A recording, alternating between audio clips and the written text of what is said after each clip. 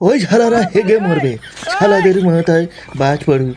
শালারা উপকার তো করতে যায় না, কেউ শালা উপকার করলে শালা নিতেও জানে না। এ হে, এটা কি? আরে এটা তো গু, ভাগ্যিস আমি মারাইনি, এক্ষুনি কেলেঙ্কারি হয়ে যাচ্ছিল। এ কেউ দেখেনি তো, দেখি শিবগিরি কেটে পড়ি এখান থেকে। সকালে যে কার মুখ থেকে উঠেছিলুম, সগো দিনটাই খারাপ যাচ্ছে আজকে। দেখি দুই শালা কি করতেছে, ওদের কাছে যাই।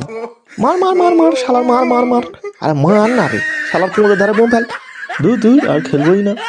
এই লুডো ডাউনলোড কর, লুডো খেলবো। এ আমাদের দ্বারা হবে না। আচ্ছা আজ মতের আসতে এত দেরি হচ্ছে কেন বলতো? দেখ ও হয়তো কোথাও গিয়ে মারধর খাচ্ছে। ও শালা যেখানেই থাকে সেখানেই মার খায়। ওর যা সুন্দর কপাল। ওই তো হাসছে। হ্যাঁ রে, তোর এত দেরি হলো কেন? আরে আর বলিস না, আমাদের ঘরে যে নতুন ফ্রিজটা কিনেছে না, ওর জন্যই আজকে সকালবেলা উঠেই কেলানি খেয়েছি জানিস। কেন কেন? ফ্রিজের জন্য মার খেলি কেন?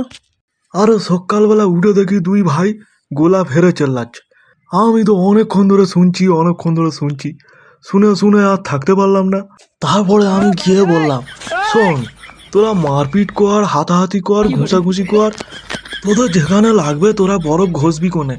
আমার বরফের অভাব হবে না, নতুন ফ্রিজ কিনেছি, প্রচুর বরফ আছে। আর ভাই বলা মাত্রই দুজনে তো ঝগড়া থামলই, থেমে শালা দুজনে মিলে আমার ধরে পিটলো। জানিস কি অবস্থা সকালবেলা? কোনো রকমে পাড়ার লোকেরা আমায় বাঁচায় জানিস, সে কি অবস্থা। হ্যালো বন্ধুরা, সবাইকে জানাই